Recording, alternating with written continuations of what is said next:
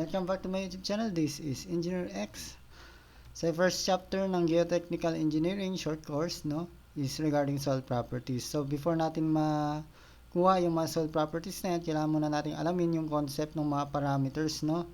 So ano ba yung soil properties? Specific gravity, density index, consistency, particle size, analysis, compaction, concentration, blah blah blah, no. So marami yung mga soil properties. So before natin makuha yung mga yan, kailangan muna natin intindihin yung mga parameters, yung mga ginagamit natin na values para ma-solve yung mga ganyan, no.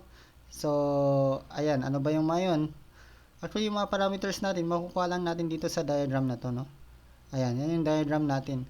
Yung soil natin, syempre halo-halo yan in real life, di ba? So, hindi naman ganito yung arrangement niya. Dito, in-arrange siya. Hinati siya sa tatlong components, yung solids. Ibig sabihin, nandyan yung gravel natin, sand, silt, clay, ganyan. Water, syempre water yan. Tsaka air. Tapos, hinati pa, no? Meron na, consider yung weight niya. Tapos, ito, dito naman, volume niya, no? Etong mass, pwede nating tanggalin yan, actually, no? Ito, ignore na lang natin to.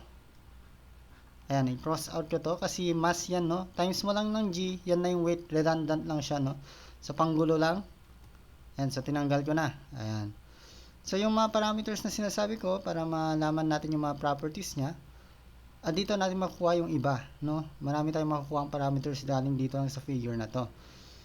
So, yung total weight dyan, itong W yan, no? Ito, W. Siyempre, add mo lang yung tatlong weight ng tatlong components natin. Tama naman, no? Weight ng air plus weight ng water plus weight ng solids. Pero kung pansinin natin, no, yung air, may bigat ba yan? So, negligible tong weight ng air na yan. So, pwede natin cancel. Titira dyan, syempre, yung total weight natin is regarding yung weight ng water na lang at saka ng weight ng solids, no?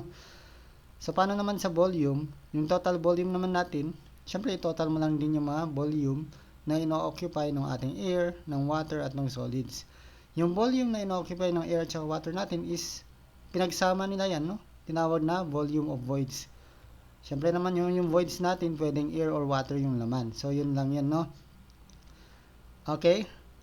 So, bakit natin pinakita tong drawing na to, or diagram na yan?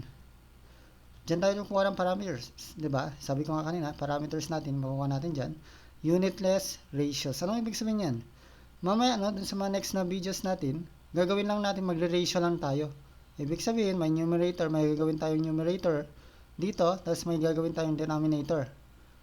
Yung relationship na yon or yung ratio na yon, yun yung parameter natin at may iba't iba tayong tawag dyan, no? So, makikita natin.